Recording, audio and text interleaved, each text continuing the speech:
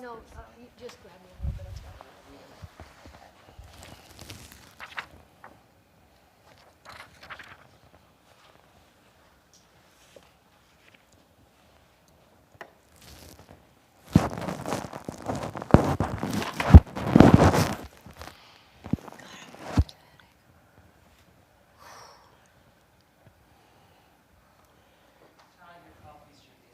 I got it. Thank you so much.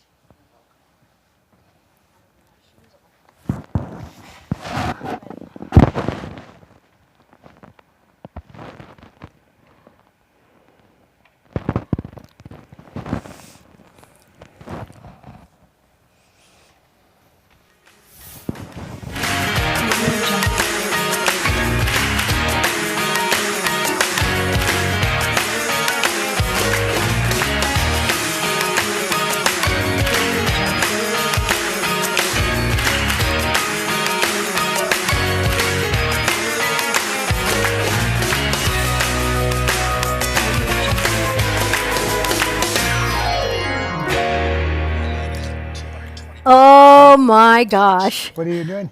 I am trying to turn this down because Because I just got out of the chicken pen. I just finished a live, then I went to the chickens, and I am just barely making it here, but I'm so glad to be here. It's Saturday night, and we're all together, and I love that. Hello, Kyle. I'm so excited that you're here with us. well, he has to reveal himself. Reveal yourself, tiny man in the box. Look at, he's like, Oh, there he is. where? He's way over there. I see him. Hang on. I got Okay, hold on. We got to see you because it's been too long. Hey, you. I'm in like echo chamber. right now. He's under his god light. Oh, you have your God light on. Yeah. Yeah, I love that. It's good to see you, young man. We have Kyle Now, do running. you have that echo on, or is that coming from us? It's probably me because my speakers are playing your sound. Look, it even has the God voice. Well, that's why I said there was this huge echo. And I Well, was Kyle is doing everything that he's doing from the East Coast tonight without Ryan because Ryan's grandmother passed away this morning, and she graduated to heaven, and I loved Ryan's grandmother, and she you had know, a, it's about time. 99 years. 99 fooling years around. That's old. pretty damn good. I will tell you too. I loved sitting and talking to her. She was a very sassy woman, and At 99 years. 99. She you wanted have to go seen home. a lot. Yeah, she wanted to go home. Let's but- put it to you this way. You were well alive in World War II to Yeah. know all of that. Oh, she yeah. was born in the 20s, so she was in her 20s during the middle of World War II. So she would have a lot of experience in understanding some. Imagine watching the political environment that we have today for all those years. Right. I mean, that alone would give you a vast understanding You know- and a sense of Yes. balance. Yes, she was around for the good times, the hard times, the scary times, that it all came full circle again. But her husband died, I don't know how many years ago, Ryan's grandfather. And I think honestly that she wanted to go home to the Lord to be with him, to be with her husband. And for all these years. And so I saw her last year, and I sat and talked to her for a long time, and she was so ready. And so when Ryan told me that last night that the end was near, At a certain I point, felt, you have to say, well, I was just well happy done, for good her. and faithful servant. I'll see you on the other side. Exactly. So we're celebrating her, not mourning her, because she was an incredible Now, you know, lady. my mother wanted me to let her go. You remember? Yep, I do. And I said, no, we're not doing that right now. You know what? That is so true. You did not let her go. It took her 2 more years. Right. She said, no more rah-rah. No more rah-rah. Well, she was also, could barely, she had no strength at that time. It was about 2 years before she actually did graduate to heaven. And I remember, her saying, Todd, I just want to go. And she was going. I remember thinking, oh, this is watching a struggle for someone who wants to go and someone who doesn't want her to go. And I think that it was good that you didn't let her go, because you grabbed her and said, you're not going. It was the wildest scene I think I've ever ever watched. I would love to write about that someday in great detail because it was so I amazing. suspect you will. Oh, I most definitely will.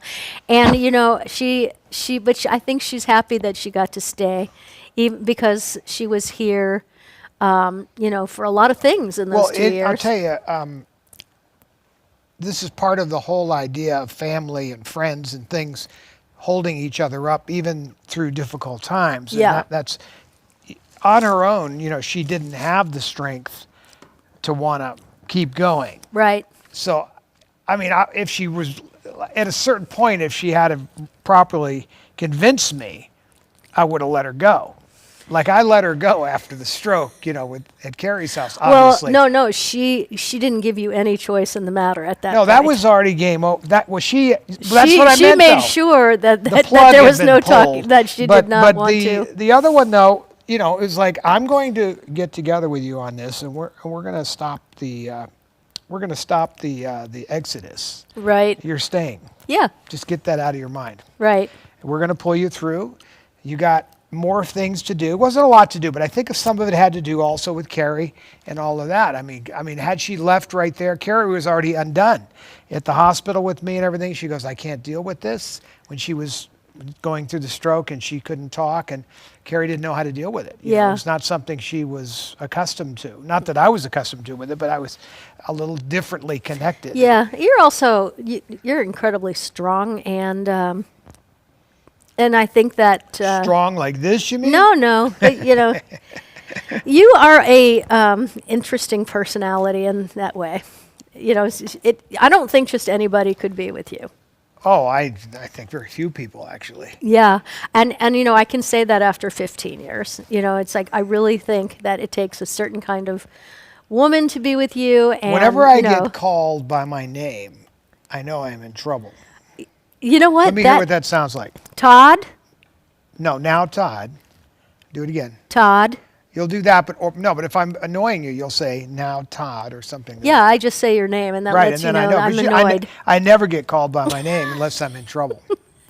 And same thing with me.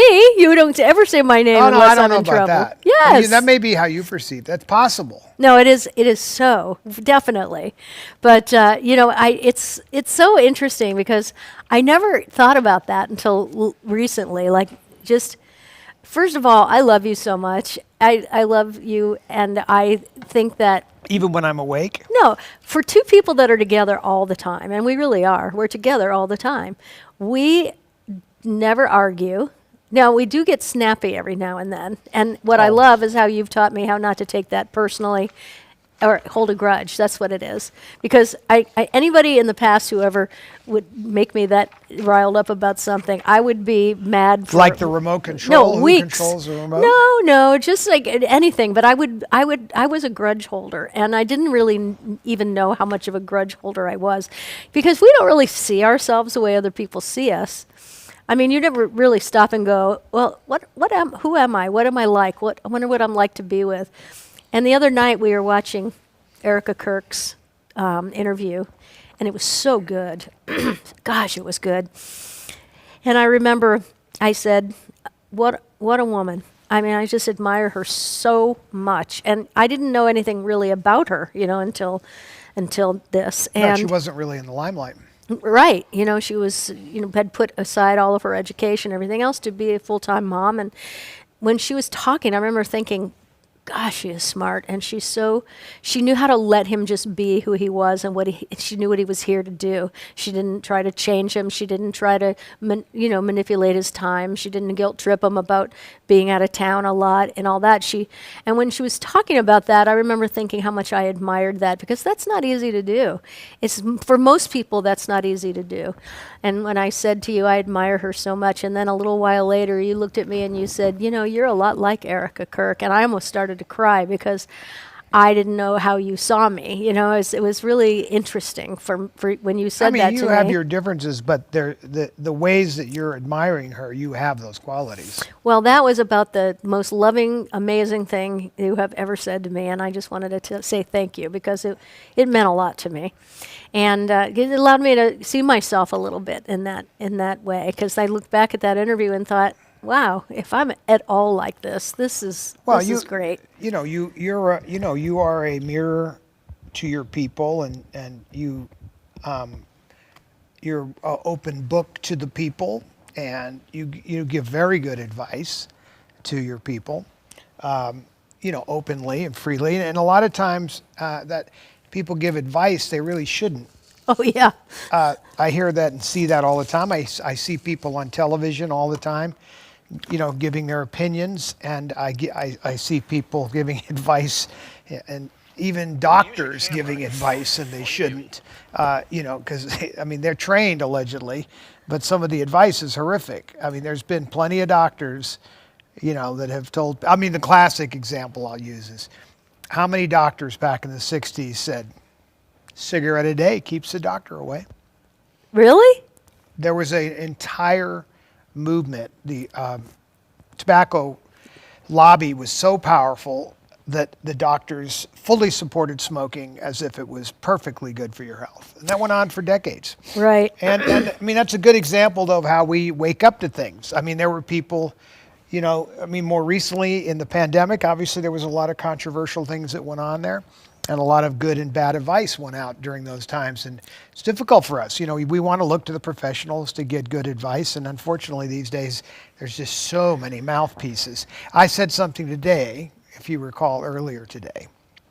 I said the internet is a very dangerous thing for uneducated people. Yeah. No, for people who, you didn't say Lack that. experience? No, it was even better than that. It was, as you said, the internet is a dangerous place. And I can't remember how you said it, but it wasn't about anybody being uneducated. No, I don't mean like school education. No, I know, but it was a really well way to put it, because the internet has definitely changed the face of the planet, and how people learn things and how they access information. To sift it. Now, I had the privilege of being raised by some very wise people.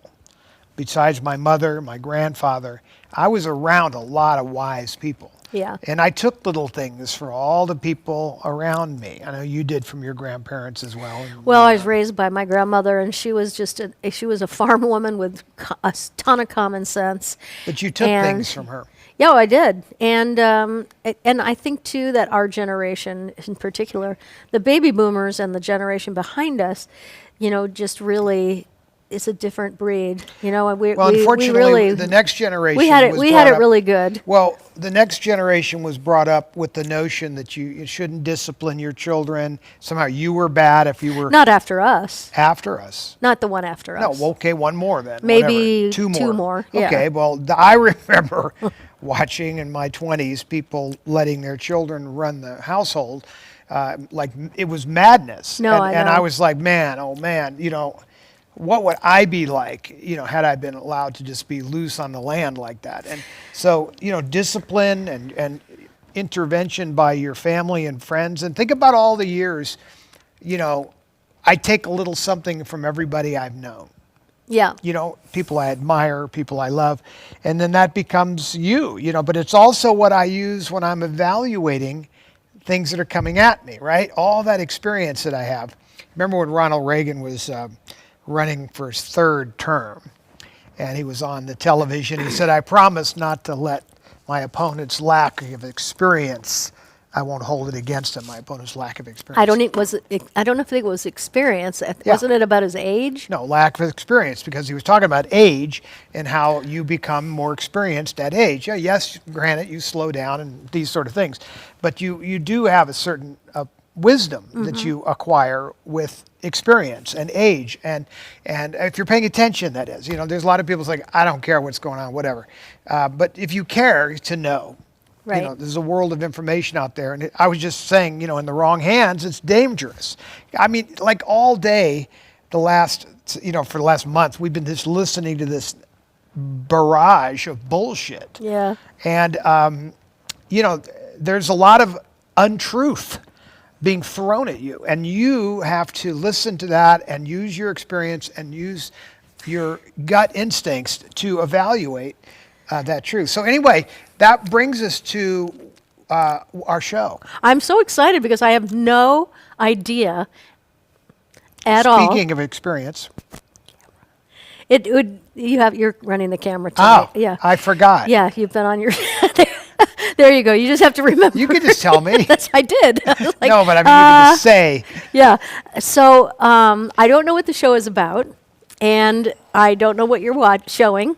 So this is going to be as much as fun for me, definitely, and Well, let me set it because up. the audience doesn't know, and I All don't right. know. Only well, you I'll know set it and up Seth a little knows. bit. I don't want Okay. to give it all away, but we've been this last week. Seth and I have been transferring things from the archives that have not been transferred. So there are literally 1,000, conservatively speaking, 1,000 tapes between you and my mother and Carrie and on my own stuff, and not a lot of it has not been digitized or preserved. Now these are various formats from, professional formats all the way down to VHS. Sometimes all we have is VHS copies of things, because that's where sometimes we would have a show just for nostalgic purposes. Someone would record us on a talk show or something like that.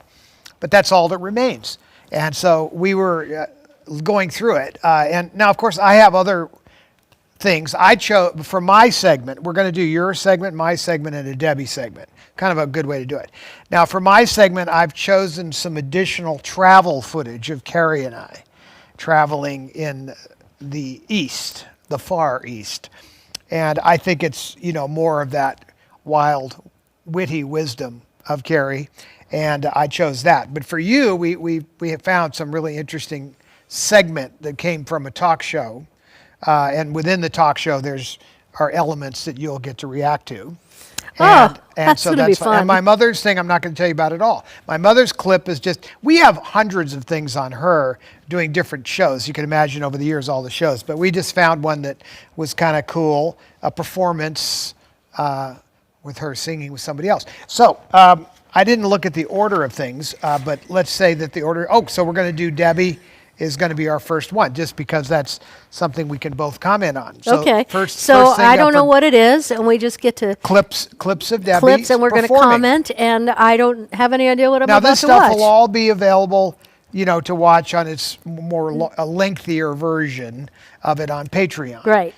In fact, part of what we've been doing, there's been a bunch of additions to Patreon this week, and there's additional ones going in.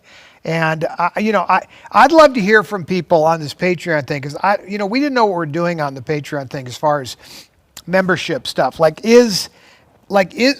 curious, is this $9.99 thing too much to be paying for just our archives, against everything else in the world there is to watch? And if people think that that's too high, maybe we should consider lowering it. I'm just talking out loud. But at any rate, there's a $3.99 membership and a $9.99 that has more and more stuff. But within the more expensive one, you get to watch shows sort of in their entirety. Oh yeah, you see things you would never see anywhere. Well, anyway, so we're going to run the Debbie thing. Let's do it. I cannot wait to see this. All right, here we go. Okay. Our special guest tonight is a movie star, a singer, a dancer, and I've seen just about every movie that she's ever made. So I'm sure you'll understand how thrilled I am that she's agreed to be with us tonight. Ladies and gentlemen, the one and only Miss Debbie Reynolds.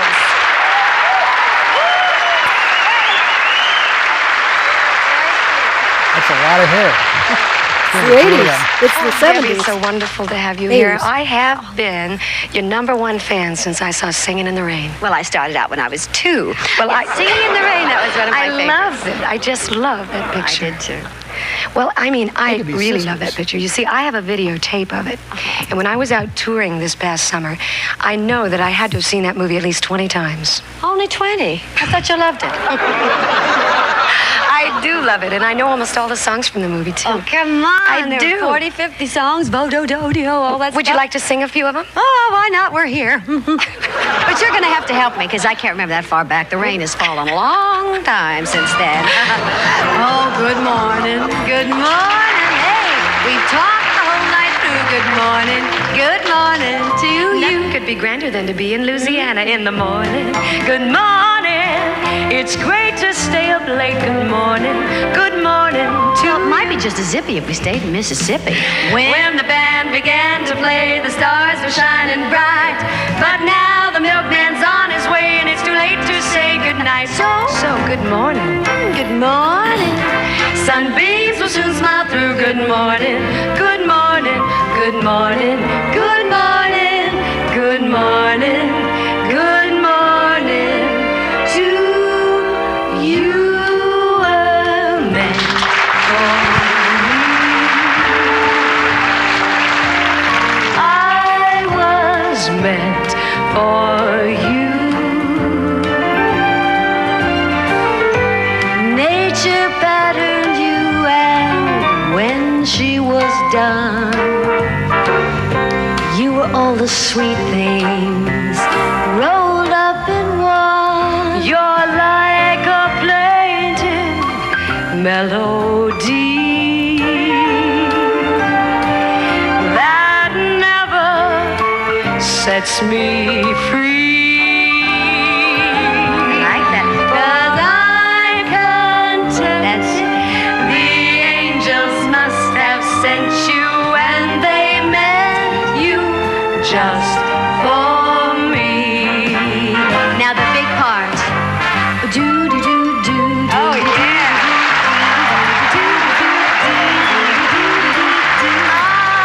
Singing in the rain. Watch this. Just singing in the rain. Come on, try. Should I try? What a Wonderful feeling. You got it. I'm happy again. I'm laughing at clouds. And my dancing, no, right? So dark up above. The sun's in my heart. That's right. And I'm ready for love. You got that. Sing it, Debbie. Let the stormy clouds chase you and run from the place. Come on, with the rain, have a smile on my face. I'll walk down the lane with a happy refrain, just singing and dancing in the rain. Oh, you too. No. You. I No, you're first. just singing and dancing in the rain.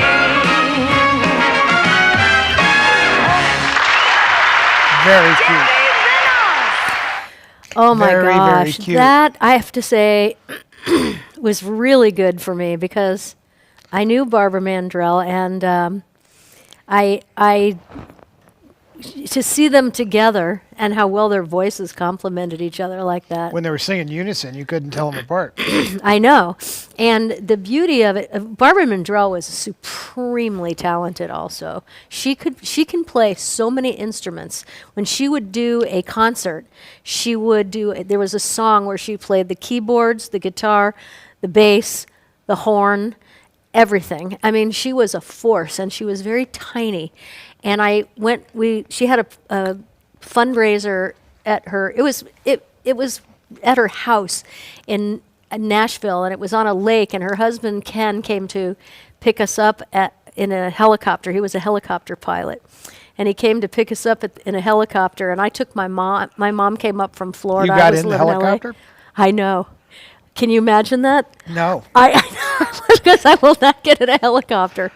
And when we got there, we didn't know that we were going to ride a helicopter once we got to Nashville. So when that helicopter was there. Now, are you tearing up because you were crying? No. Okay. And checking. so I wasn't sure where the crying part when came we in. got into the helicopter, I was a wreck, but I wasn't about to say I can't get in the helicopter. I just overcame that phobia and got in the helicopter and went. It was a smooth ride. It was really good. But I'm so happy I took my mom with me because there were so many great stars there.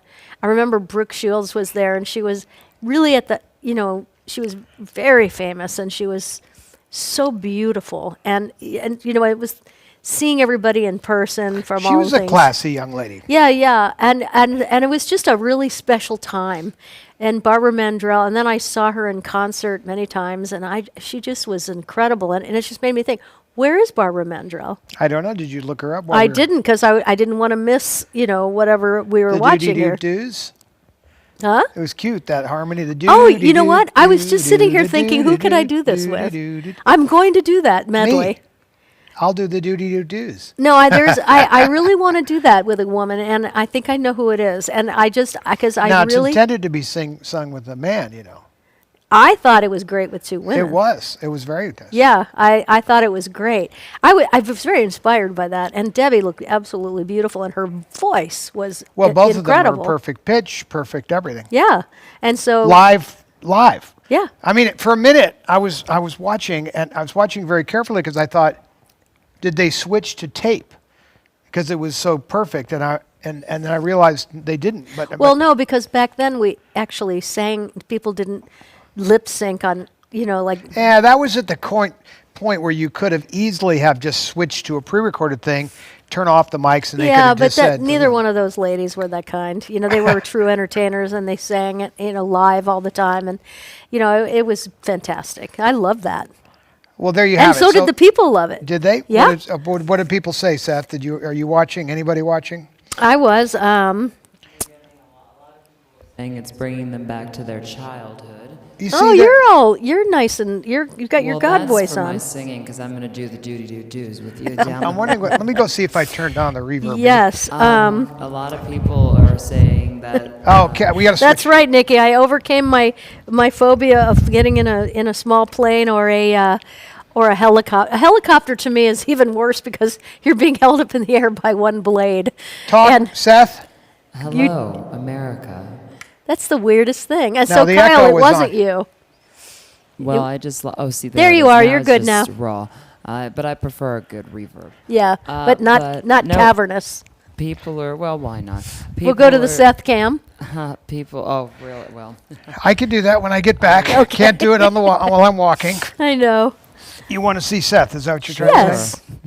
Okay, she wants to see you, Seth. You have sunglasses on. Hi, America. 'Tis I, Rosie O'Donnell. I've returned. No. Well, with my hair like this, I kind of look. I have sunglasses on. I'm doing the Crawford look. No. People are saying that they really enjoyed that, and that a lot of I would say the overall vote is the $9.99 does work on Patreon for what they're getting, because it is really unlimited access to all of our archives. And if you would like to find them, you can go to patreon.com and type in Behind the Stage Doors, and you will see our site, which is where we offer all this fantastic archival footage. And I think Todd and I easily, between the two of us, went through probably a good, what would you say, 70 hours this week? Oh, Or yeah, something it was like way that? up there. We had, about, no, I don't know about 70, Well, but but I would up there. conservatively 30-ish, maybe 40 hours were digitized. So we've been getting that stuff up. But you could also just replay this show when it's over to see that. But there's a lot more to see, trust me. There's some very cool stuff for you to look at when you feel inspired to want to see these old things. Now, the next thing that we're going to do, if I stay on my little schedule here, is we're going to do Cat. So this is Cat has no idea. What it is. In fact, I tried to explain it to her this morning without remembering the name of the host. She could not remember what it is. So without further ado, we're going to run Cat on an early talk show. This is probably from the 80s. 90s. Early, 90s? 6. 96? Oh, 90. Thanks, Oh, that makes sense. thanks to IMDb. Because it's Hasselhoff era. No, past Hasselhoff. Michael Knight era. So The 90s. Hasselhoff era was so short. that That's you- true, but yeah. it nonetheless, it affected a lot of people. They talk about it a lot. I know. And I'm kind of thankful in a way for him because it set the bar so low that I could pretty much do but anything. Michael Knight came along and set the bar high again. He did. yeah. He's a classy guy. I He's like a great Michael. guy. You could tell. I never knew David. Obviously, I met him that one time at something we did that parade here. Where? The Night Rider. You were there? Yes, I was there. Henry was there. I was there. I'll be darned. I don't. That's the first time I'd seen him, and since But since I the don't know fall. him at all. I mean, he seems. Anyway, the thing. The first time I really knew anything about David Hasselhoff, Carrie. Oh gosh, don't. Yeah. No, we were at the hotel era, and I think No, I was after that. after the hotel. Wait, let's see. That would have been 97. Yeah, it That's might have been hotel. around that. 'Cause No, Carrie- no, I think it was after. Well, at any rate, Carrie came running into my room, and she wanted me to see this clip that had been posted of, him eating that hamburger, and she was just so enthralled with it. I don't know why she didn't know him. Maybe she did know him. I don't know. But she just was so fascinated the idea that his daughter would have posted it. But I didn't know him. I don't really. think his daughter. The last time, actually, she took it, but I don't think she posted it. The mother maybe. Yeah. But the first time I ever saw him was in the Hiding Place days. I didn't see him again after that ever. I brought him to church once. Yeah, one time. That's all I could get. That was it. Yeah. And how did that go? I was there every Sunday. But wait, but how did that go when you're saying, please come with, I mean, what do you have to do to get someone? I really understood. I don't want to ever make anybody do what they don't want to do. I don't like that. I don't like when people That try was to the make good me thing do about what the I Hiding don't wanna Place, though. do. People didn't bother people. No, that is true. That is true. I mean, not to the degree if you were to go But out honestly, in normal I mean, public. like even though, because at the height of his fame, which was like during Knight Rider, I remember, I think I've talked about this before, where I was going to Disneyland one day with a bunch of friends, and so I said, "Hey, you want to come with us?" And he looked at me. He's like, "I can't go to Disneyland," and it's true. No, I can see He that. couldn't have. And the height of his fame from Knight Rider, he could Now, not have gone to if you asked Disneyland, me, and I think that was kind let's of say a you asked bummer. me to go to Disneyland, what would that look like? No, you girls go and have fun. That's because I think, I let people say, "Hey, I'd like to go." I would rather go see Donnie again Well, than go to Disneyland. it's time. Because he's talented. Well, I just love Donnie. So anytime you want to go, I'm due. No, I know you do. Yeah, I'm way due. It's been a couple of years. So And I'm not jealous of this at all. Okay, so let's go ahead now. We are now going to run Kat's segment, which is Kat on an early talk show from the 90s, and we thought this was worthy of her segment. So having said that, off we go. all Our right. next guest can currently be Who is seen it? as a villain, Regis and but Kathy she's got Lee. a good heart, don't they all? No, that's Kathy Lee and Right. Alan Tess Thicke. Harper in the ABC Why does it say drama Regis? Because The he City. was sitting in for Please Regis. welcome an old I friend of mine, see. Catherine Hicklin, everybody. Oh my goodness sakes! Look at me.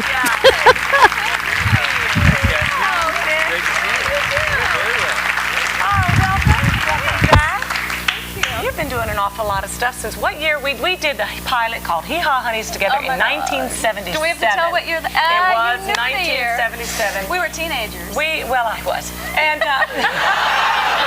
you were a mere child, as I recall. And we have a picture of that, Catherine. I don't know if some guy, the guy sent this to me the other day, asking who the other young ladies were. And I knew, of course, that you were Catherine Hicklin, and I wrote about.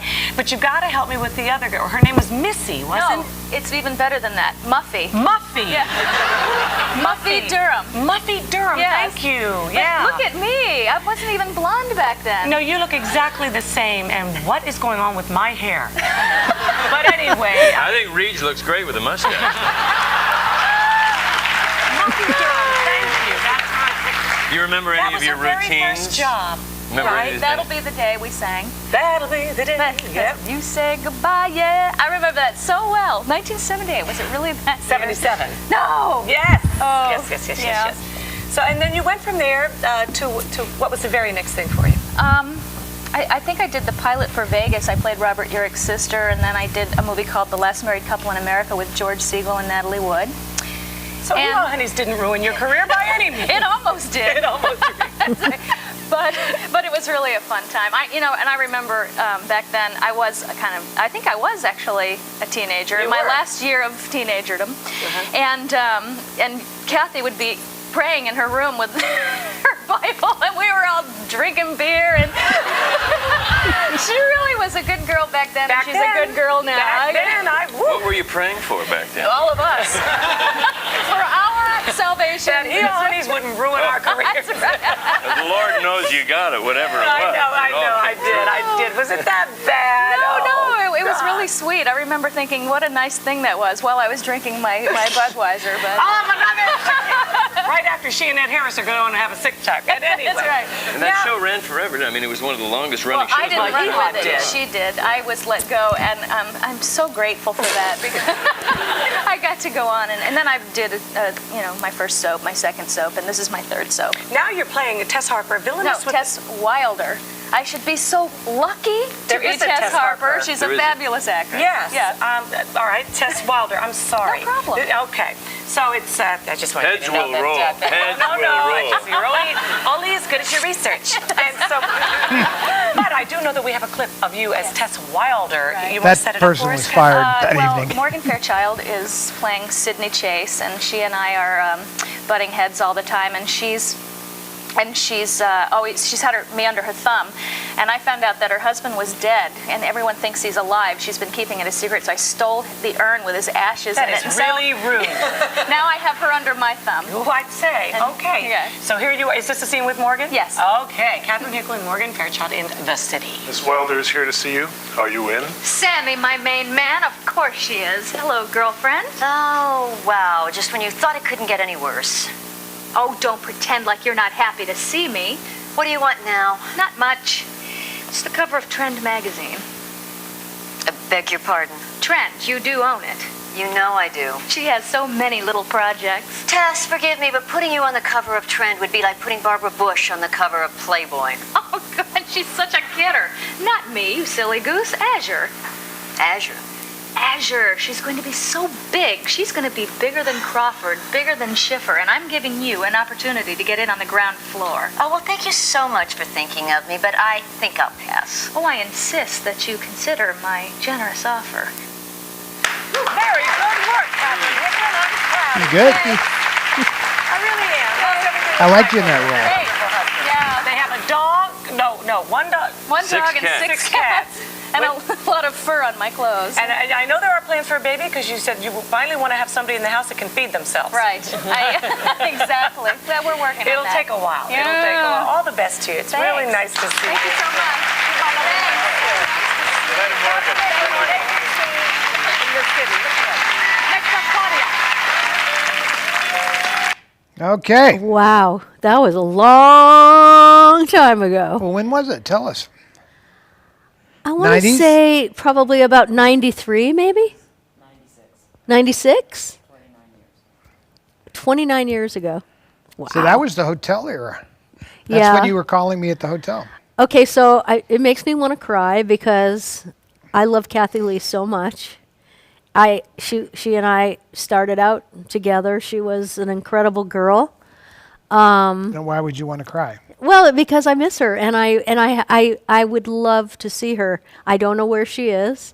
There's a part of me that just wants to get in the car and go find her somewhere because I could sit and talk to her for hours. You guys look like sisters. She is one of the most special people you could ever imagine. Special human.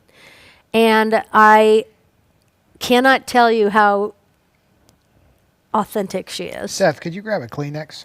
I think I have one have a actually. TP? Yeah, I do. I have a glove. that'll work. Right. That's the other eye is very wet. Okay, right here? Yep. Yeah. So, but she is authentic. And, whenever people say, oh, she's so phony, and I'm like, no, that is absolutely who she is. And I think her sense of humor, her timing, her talent, she can sing like nobody's business. She can What's act. this document here? Oh, I'll show that too. Oh, Isn't that now? yeah. Yes, actually, this is the show that I was on with Morgan Fairchild called The City. Well, what does that have to do with what we just saw? Well, that was the show Tell that us. I was on. Right, at that time. At that time, and I played And a explain what character. we're looking at. So What this was- is a script that's signed by the entire cast. I think I had that. You want to hold it or just? Yeah, I actually when the city was only on for a year. We were on How a did you show. manage to keep this? Because you don't have very much stuff like that. No, I don't know. Seth probably found it in the archive somewhere. Yeah, I'm but it's- thinking. It's before you Yes. met my mother, so you didn't keep anything.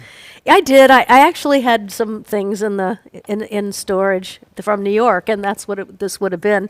But what I love about this is that I loved that show. I was on Loving before this, and then I was there for some years. And then when that got canceled, they started a new show called The City, and it was a show that was supposed to be a groundbreaking soap opera because it was filmed with 5 cameras. And it was put through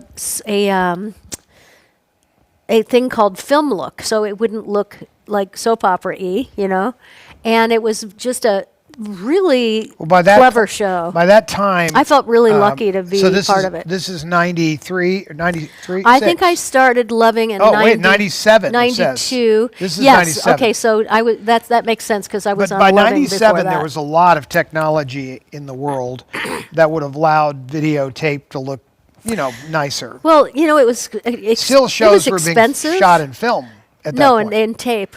No, both. But Not not soap soap operas, operas, no. but television shows Yeah. were still being shot on film in that time. But videotape was starting to find its own smaller formats, better quality, and so all of a sudden people were paying attention. By '96, we had high definition, even though no one was broadcasting, but there was high definition cameras. Right. So you would, and I don't mean high I definition. hated when that came out because you could see every pore there's in your truth face. to what you say. Actually, It took it. You know what? High def to me ruined television, daytime television, the look of it. And I think today they've managed to get it, but you could see every pore in everybody's face, and the movies too. And yeah, but I thought, I'll tell you why that is though. That was because the LDs didn't know how to deal with it. The film people would have known how to deal with it. See the camera behind me? This camera behind me shot every television series you can think of, including my mom's television show, but every television filmed TV show that was a higher end show would have been shot with 35 millimeter BNC cameras. But the DPs that were handling this, they knew about different types of filtration. They knew about the Fogas, the Fogal. the Fogal. Yeah. What is it? The Pantyhose. Pantyhose behind They the were lens. $100 pantyhose. And you put them behind the lens. And yeah, you would if you put them behind the lens, then everything would. But I mean, everything looked beautiful. Lighting directors from films knew that, but right, but the video guys didn't. Well, they came out of sports. the technology was moving, and they were hoping that it was going to usher in a new look for daytime, and so we were the experiment, and we were only on the air for a year, and it was a really. It was a challenge, but I learned so much from Morgan Fairchild. She just understood light. She always looked like $1 million, and I loved every time we were in scenes together, which was almost always because I benefited from her lighting because she was no joke about that. She probably had her own LD. Probably. Yeah, she's also a fantastic human, and I was very close with her. That was the girl you were talking to in that scene. Yeah. Now, weren't you in another show with Morgan Fairchild? No. You met Morgan at the autograph show when we were there, and I was there, and it was so good to see her. I had the privilege of being smart. taken to some sort of a Last Supper with Kat and all of these friends of yours. Oh, yeah. But some I knew, but some I did not know. Charlene Tilton. So I knew Charlene. Jennifer Runyon. There were I some did really, not know her. Yeah. But I knew Charlene from something my mother must have done when I had met her. Somebody else was there, but who else was there? Very interesting group. Yeah, so Morgan Fairchild was there. Yeah, Jennifer Runyon was there. Charlene Tilton was there. We had a great night. That was a great dinner. And I was the only guy amongst all that talent. No. No? There was a director there from The Young and the Restless. I didn't even notice is on him. the East Coast. He was so small. No, he was. It's the pictures that got small. Exactly. No, Mikey was amazing, and I think that pretty much it was all women except for Mike and you. Well, that's what I thought. Yeah, I but seem to remember it was just that was really great for me. Thank you guys. Because any questions or before we move along to something, comments?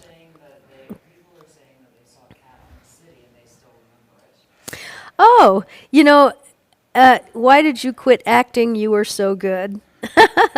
Thank you. And let me just tell you, she hasn't quit at all. Every day there's acting around here. You just come and see for yourself. Some is good. Right now she's being very real, but there's acting all the time. I didn't want to.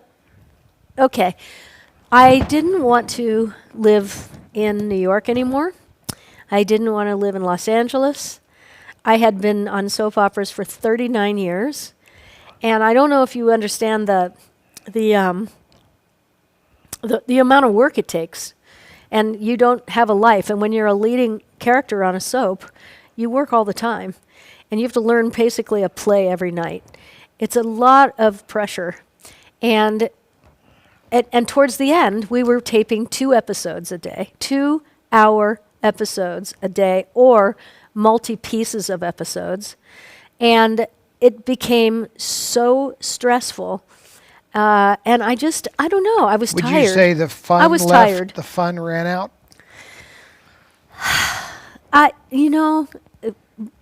So Brian Franz, who was the head of daytime at Well, ABC. he's the infamous. But he was the one that took us all off the air, and I will be honest with you, he burned me out.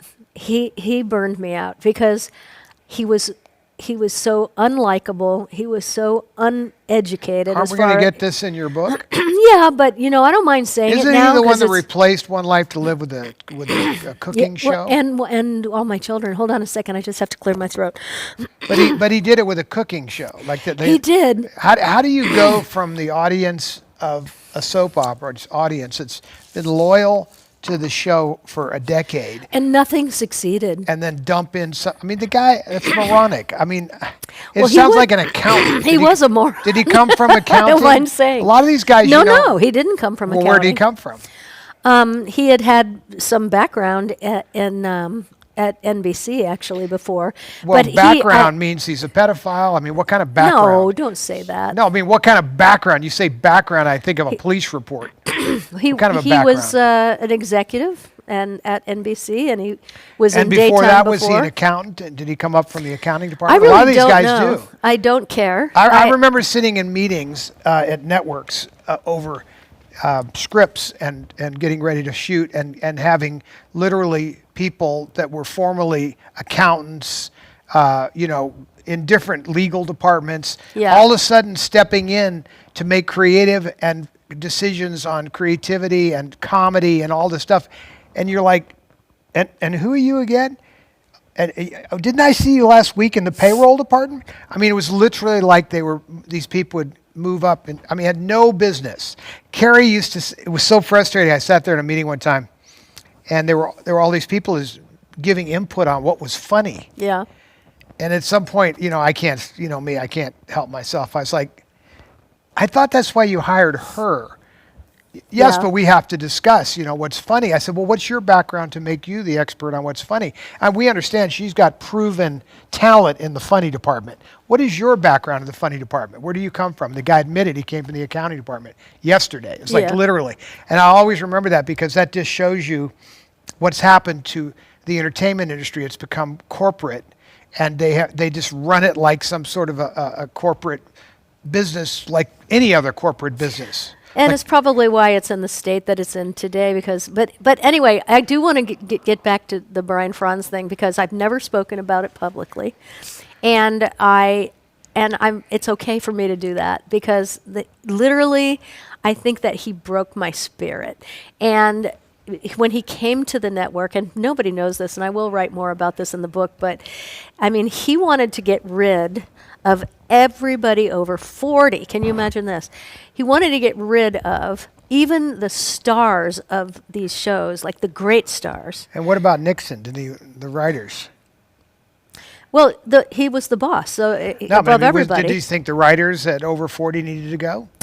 That I don't know. I only know that Wouldn't he. surprise me if you such. What do they know? But not really, because they're not on camera. To him, anybody over 40 was offensive if they were on camera, and so I remember him wanting to. Nobody knows this, but he wanted to get rid of Susan and Michael Knight and all these people. He was just a horrible human, and I think that it broke me, and I think that meaning, it just broke my spirit, and I just really, after working under that man it destroyed the Would fun you say and it's good a form times. of abuse? Absolutely.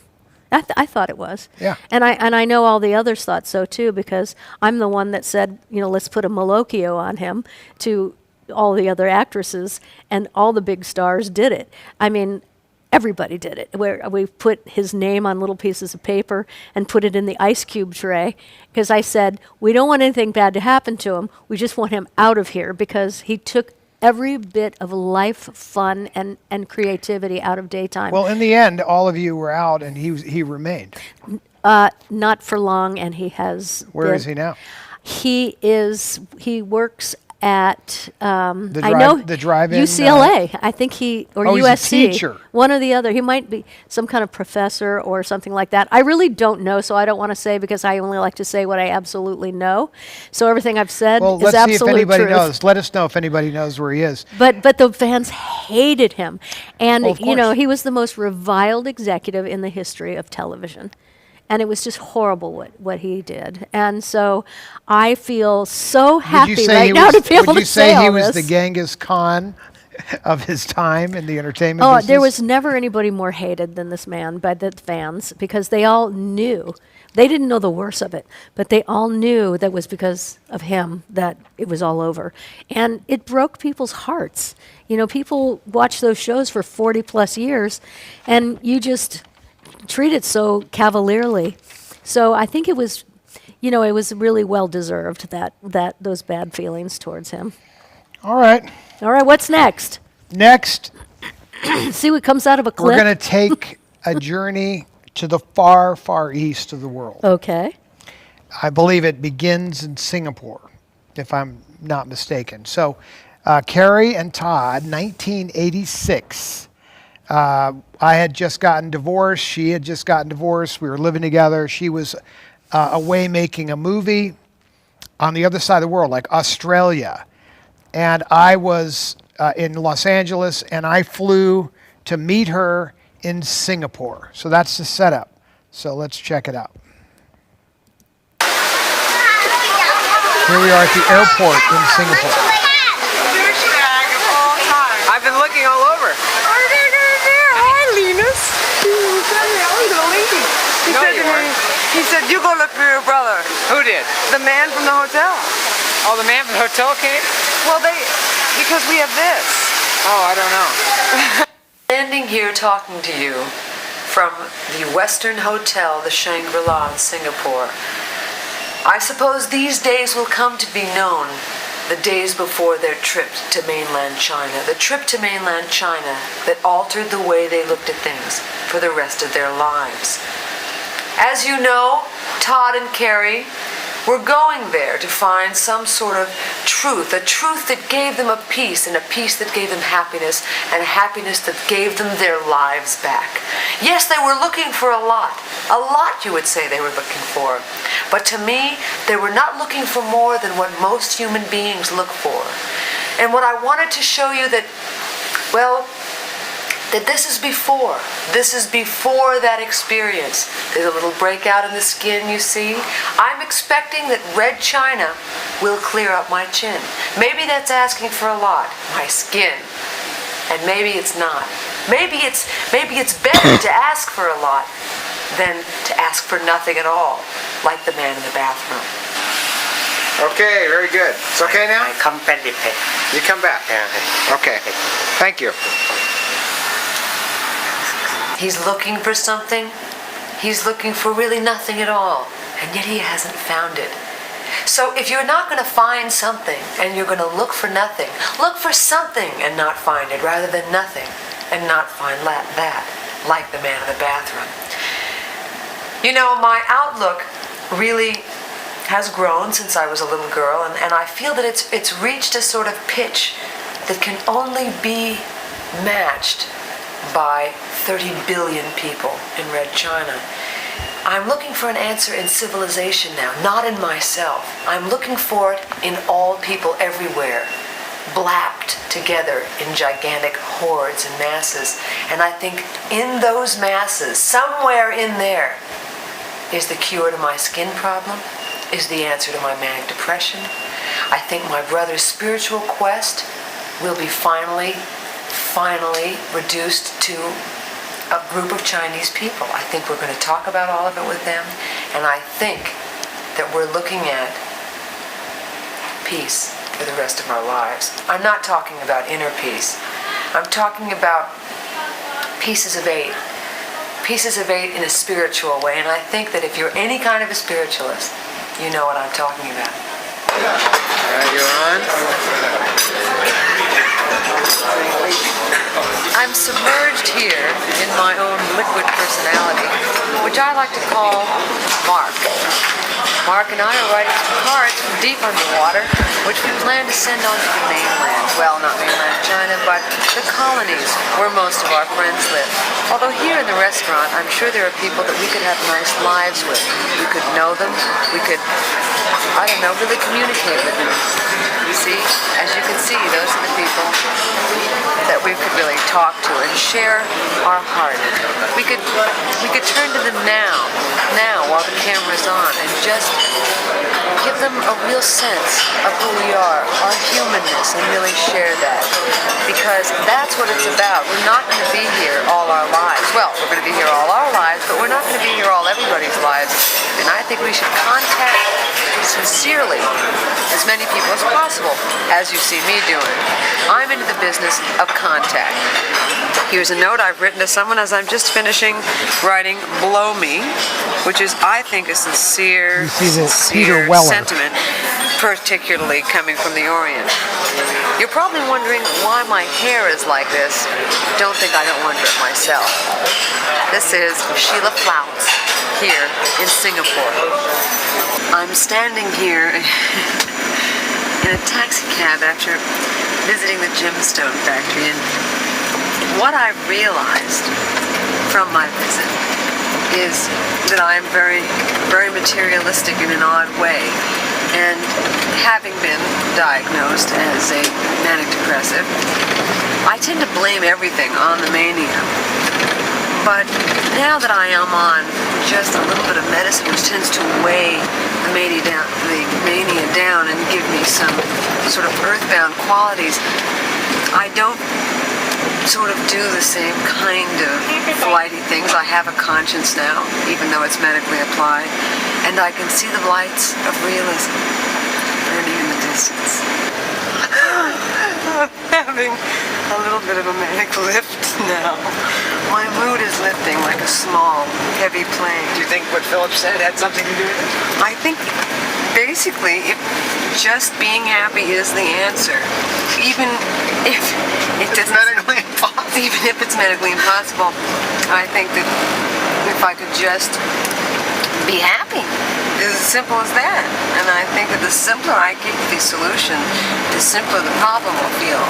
And I'm very moved by this. Now, I know what you're thinking. You're thinking she's rambling on, but she really isn't.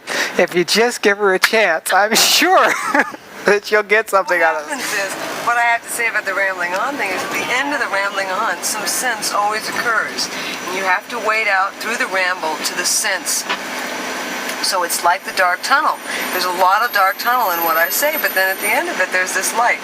Even though the light on occasion is a train, an oncoming train, it's still there, and you can't deny it. And I suggest to you that you just find the sense and leave the rest of it, and to be, as Philip suggested, happy. Oh, jeez. Okay, so anyway, so that was there. By the way, there's there's tons of that footage, and that trip began in Singapore. Then there's a lot of stuff in Malaysia, and then eventually we end up in Hong Kong, and then eventually we go to mainland China. We've ran some footage of us in mainland China a long time ago at what we called the Phlegm Pagoda. There was a segment that I showed, but literally there's like endless monologues and shopping, lots of shopping monologues where she's talking about materialism and things like that. And there's a lot of fun stuff of us together as well, but we just wanted to focus a little bit on the postcard thing because there's another segment that we had right after this where she was writing a letter, I believe, to Gavin. No, not Gavin. It was to... Who was Peter Weller? Well, Peter was that one, but she signed another. Anyway, she's writing letters to her friends, postcards. Now, we don't have, obviously, the postcards that she sent to all of her friends, but we do have the postcards that she sent to my mother. So while this was going on, I've told you before that you heard her just now saying that I'm writing to all my friends and I'm sending postcards to everybody, and she didn't say those words exactly until we were sitting at the Great Wall, where she said she was writing, I'm writing to you from the edge of the world at the Great Wall. And that's when we got the idea to say postcards from the edge as a title. That happened literally at the Great Wall. But before that, you're seeing what's leading up to it, was this whole postcard thing, because it obviously within a matter of a few weeks, we're sitting at the Great Wall. But these are a series of other postcards. One of the other trips that we will share with you in the future is Carrie was making a movie, an Agatha Christie movie with Lauren Bacall and others in Jerusalem. And we went to meet her, and there's a lot of fun stuff in Jerusalem that we also had. And then from there, we all went to Egypt and some other places. Now, in this case, this is a postcard to my mother where it says, Cairo is noisy but nice. New Egyptian logo. We start down the Nile today in a big boat that also has a little pool on it. Hopefully also a gift shop. These are important. No sickness so far. Brushing my teeth with mineral water.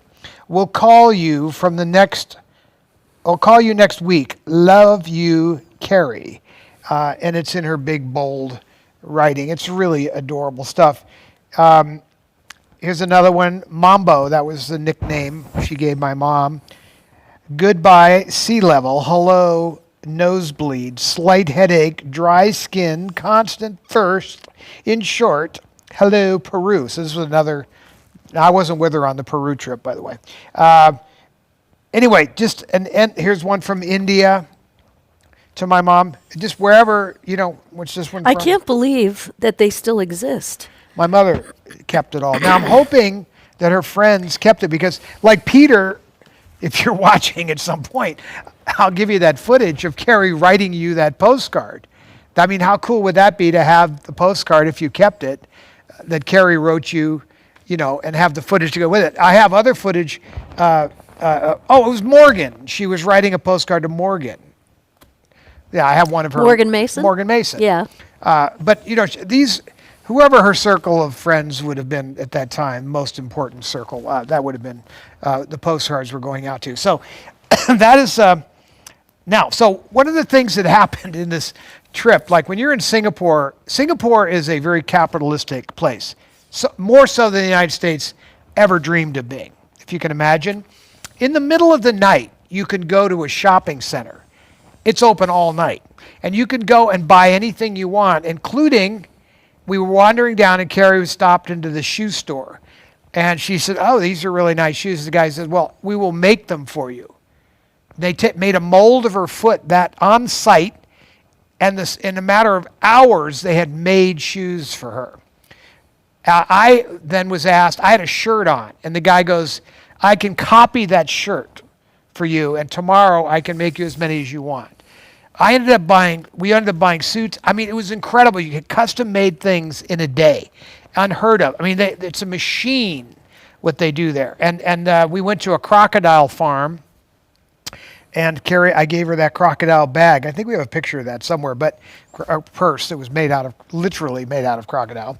And if you see these wild crocodiles, you can't feel too sorry for them. I mean, they're vicious. I mean, these are not like, oh, so cute, oh, little baby, we don't want anything to happen to you. I mean, they are just crazy. But in these journeys in Singapore and even in Malaysia to some degree, you could buy stuff. So we did. We bought a lot of Christmas presents and things for my mother. But we didn't have the jewelry, did we? But anyway, one of the things that happened is in China, mainland China, there's nothing for sale in these days. Literally nothing. So Carrie is really out of her element. But this was one good thing that Carrie was able to buy while she gave this to my mom. This actually came from Hong Kong, but it was something she sent to my mother, and I just thought it was so cute. So without the top part, it says, good mama. I just thought it was cute. But the only thing Carrie bought in the whole travels all around Hong Kong were these pictures of these pencil sketches of these four guys, and it was in her kitchen. And I hope Billy understands what those were. Those were Carrie's purchase in mainland China. It was something that was very important to her. She had to buy something. I don't think there was anything more entertaining than Carrie's house because of the things that eclectic and very unusual things in there. And someone asked why, how many times did you go to Asia and with Harry, and what was it about it there that made her want to go? Well, it wasn't. We only went once, but it was a long trip. We were there for. Well, we turned it into a business trip. They asked us to speak at the university in Beijing, and I believe something in Hong Kong also. So we got to make a little bit of a speaking run out of it, and that allowed us to write it off, turn it into a bit of a business trip. Not all of it, obviously, but we ended up spending I want to say like 2 weeks in Singapore, Malaysia, and all those areas, and then we were another 2 weeks in mainland China. So it was like a month we were out on the road. And I'll tell you, that scene that this opens up with at the airport? You see how Carrie just arrives like that? She had come from somewhere. She arrives with no money, nothing. So it was up to me to figure out how to get the rest of the trip funded. Yeah. I think her credit card was loaded up from Australia, so we had to put everything on my cards, and I had to figure out how to get enough cash to get us through. We're about to launch on a 1-month trip.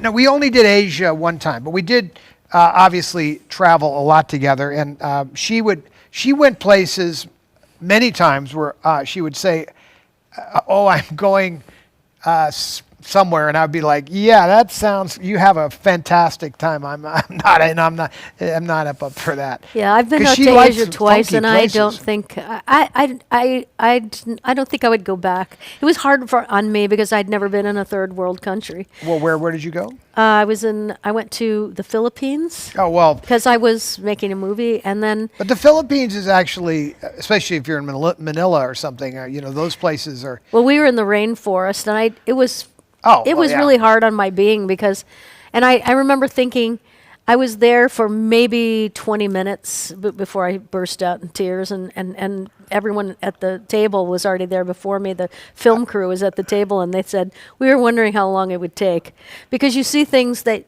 you should never see, and what I said by the end of it was every single. I'm sorry. That's okay. What by the end of it, I was so fascinated that I wasn't switching. I thought like every 13-year-old American should be sent to the Philippines for a month because they would look at our country in a much different way. Well, now that brings up a fascinating bit of information, doesn't it? Yeah. So, traveling is a way to see other cultures and other forms of government operate. Yes. And how are the people, and is that form of government a good form of government? Today we see a struggle over socialism and communism and capitalism, and I don't think people understand what any of it means. When you go... Yeah, when you're in it, in the thick of it, it is shocking. Right, and I'm talking about like minor stuff. Like you go to places in Europe, and it has socialist forms of government, maybe even monarchies in some of the places in the Middle East, things like that. You go to other places where they have dictators running the countries, and then you come home and you realize how amazing our form of government is and how great we have it. And but this is why I thought every 13-year-old American child should have to go, because it is so shocking, startling, depressing. But the thing that's good is that you come home with a gratitude, that you can't imagine. Yeah, well, unfortunately, most people have not experienced that. I would say that most of the people in New York City have never been to a place, where there's a lot of socialism. But at any rate, the point is as we would travel to these places, mainland China was an amazing experience because that obviously a purely communist country. And, when you understand how oppressed those people are, they don't, by the way, for the most part, they don't know what they're missing, so to speak. Yeah. So they all go about their that's true. business. You only know what you know. It's kind of like there's a lot of people, even in this country, that are very satisfied with their situation, and that's great, But when you see the contrast, it's pretty remarkable. And that was kind of what Carrie was doing. A lot of times Carrie felt better when she would travel and she would see all of these things. Sometimes she was just looking for something amusing, like a town called Enfart or Intercourse, Pennsylvania was one of her favorite places in the U.S., but she would go all over the world looking for unusual things. Sometimes it was just to see the Andes or to ride an elephant in India. Sometimes you'd have just that, but also as you hear her talking about the spiritual quest of it all, she was a bit out of a spiritual quest without saying that herself. As we traveled around the world, particularly, let's say, India and the Middle East or obviously the East, and even Japan, there's a lot of different religious exposure to different religions and these things and how people behave. So clearly, religion has always been something that's turned me off because it typically doesn't have anything to do with God. It's man's invention of all these rules. So that's how my quest was always to see these. I'd love to see the purest form of spirituality in a culture. So there are places on earth that I have visited where you just see these beautiful, simple people, and it's beautiful. So anyway. Yeah, well, I just want to say, because we're going to give stuff away now and wrap it up, that was really fun, and we should do this way more often because it's just so fun to see all these different parts of our lives. And I forgot I even did that, Regis and Kathy Lee with Alan Thicke. I mean, I remember it now that I'm looking at it, but I forgot it. So it was a shock to me to see. So let's do this more often. How about it? Well, we have plenty to choose from, yeah. So not really a problem. But it's just really Well, I'd like to hear from people. Let us know what you like, and we will try to people find more are really of it. enjoying this show. Are you yeah, getting but what that? do they want Yeah. to see more of? I like the question your friend asked about why was Carrie traveling and where'd you go? Because it did leave to sort of the motive behind all that. But then there's a lot of fun to listening to Carrie. I think it's a real treat to listen to Carrie just rambling on. I think it's a treat. I mean, within any given period of time, there's 20 quotes in there. Yeah. It's remarkable. No, it's just great, and I think people and I love really seeing enjoyed you it. on the talk shows. We struggled with finding stuff on you because everything was copywritten. And I just before we go to giving stuff away, I want to say to Lil Karaoke Diva, I saw that you're coming to Vegas and you're bringing your sister, and so please write us at catandtoddlive@gmail.com and let me know when that is so we can try to arrange your wish. Okay, so thank you everybody. Let's give stuff away, and I have a feeling we're going to do more of these. Tiny box? Little man in the tiny box. Kyle, make yourself known. Is Kyle still have his God voice? There he is right there. I might. No. You look so cute. You got a new haircut. I did. I hate having my hair long. It's finally got cut. I know. I remember when we were out on tour and you were out with me and so long that your hair grew and it was driving you nuts. Okay, everybody, we're going to be giving stuff away. The first wheel is the prize wheel. Why don't you explain what it's all about? I will. Case. Anybody that came into the room tonight and made a comment in the room, your name was automatically added to the prize wheel, which Kyle is in charge of right now. It is a randomizer wheel. It will stop randomly digitally, so we have no control over this. We are going to pick 4 winners, I believe, right? Am I right, Seth? Okay.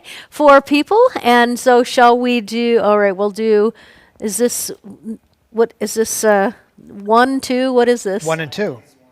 1 and 2. Okay. So we have 1 and 2. The prize number 1 will be going to, let's spin the wheel and find out. It is going to... A lot of names on there. I know. We have a good audience tonight. It's great. Tammy Wilson. How could that be? You know what's funny? Tammy, this weekend... Okay, so I did a live on Friday night, last night. We're doing tonight. I did a shopping show today. I did a makeover show. Tammy was at the show last night, at the makeover show today, and at the show tonight. It pays to show up. Woohoo! Thank you, Tammy. It's good to see you in all these places. Give her the 2 the same in a second. Let me see what they are. I'll tell you. No, Let me see. I'll pick. Okay. I'll pick for her. All right. Okay, give her that. All right.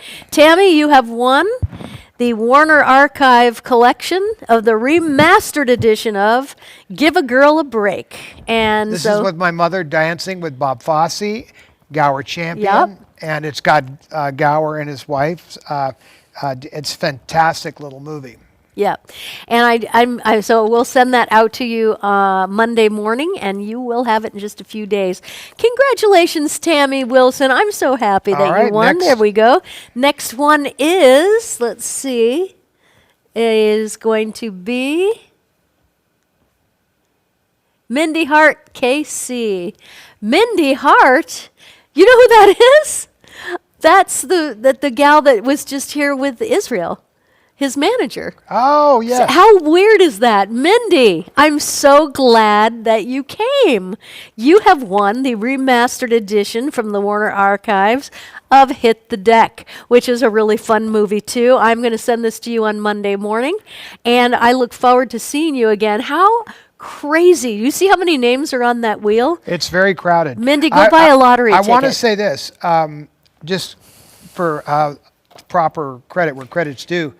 These DVDs and Blu-rays and things that we're getting are coming from the Warner Corporation, the Warner Archives, and they've been good enough to support this show because our people collect their favorite old movies. So, please, collect your old movies that you love and own them, and also buy ones that you want to see or otherwise. This whole digital, I don't know, I'm the vinyl guy. I got my vinyl record still. I think owning your movies is great, and it supports an important thing. Without us buying this stuff, where do they make the money to keep remastering and redo this stuff? We have to support this stuff, or this stuff just falls into disrepair and never gets, shall we say, remastered. And I mean, some of these are so beautifully done. So that's my pitch. There you go. Congratulations, Minders. All right, that's great. Okay, we're going on to Wiener number 3. Here we go.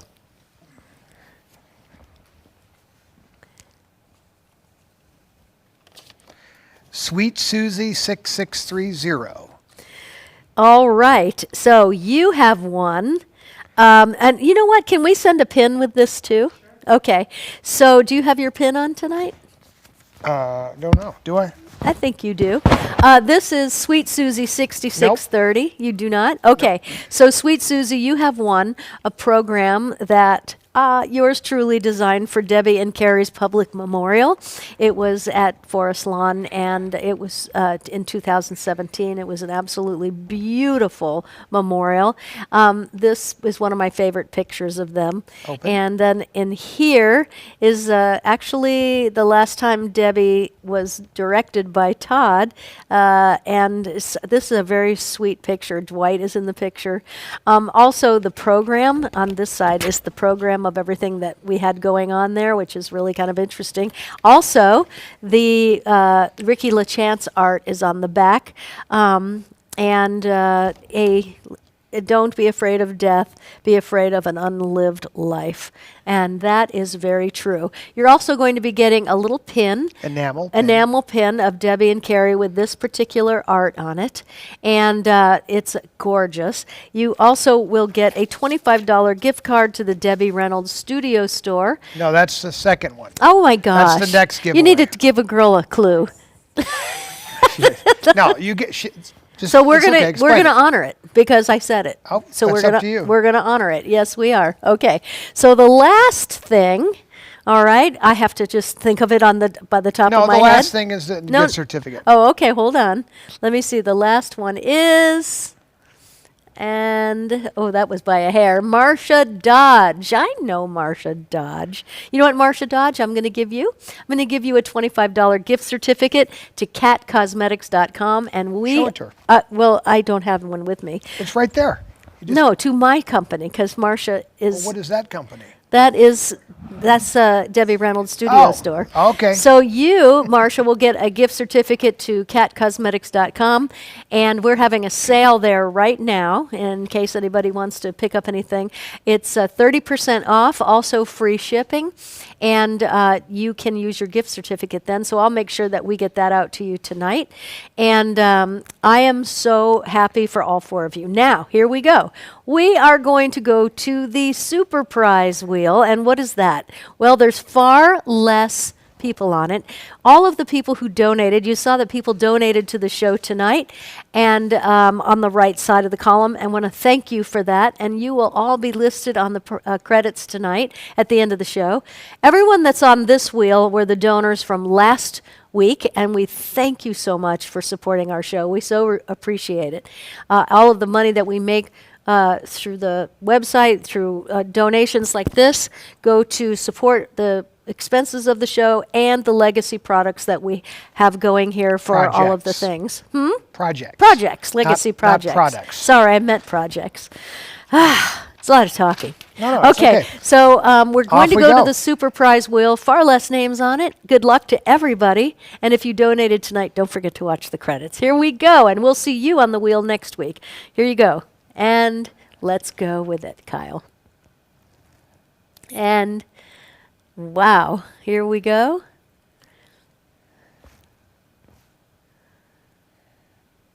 Oh, by a hair, Diane vote. By a hair. All right, Diane, I'm going to go to this camera. Boom. You have won a Frank Worth photograph. It is stamped by the Frank Worth estate right there. It's got the seal on it at the bottom. And it is a gorgeous picture of Elizabeth Taylor. A real print. And it is a real print. And he was actually one of the most amazing photographers of this day. He had such a gift for capturing people in off moments, not posed moments, but moments on movie sets and places. I love this. It will, if you get this framed, it is like a piece of furniture. It's so gorgeous on your wall. It is so beautiful. So congratulations, Diane Vogt. You are the winner of tonight's super prize. Thank you so much. Now, we want to just say good night to you. Now the time has come. I would sing, but I'm struggling. shot. That's right. Thank you, everybody. We so appreciate you. Like you cannot believe. We just appreciate you spending your time with us. And we've been together now for a long time, all the way through COVID and ever since. So thank you. We do this show for you, and it is our joy. Much love to you. On behalf of Kyle Hinton, Kyle, come say goodbye. On behalf of Kyle Hinton, there he is up there. Pin yourself. There you go. And on behalf of Seth Robichaux and Todd Fisher, myself, and Kyle Hinton, and we send all of our love to Ryan tonight. Thank you so much, everybody. We'll see you next Saturday. Thank you. Good night.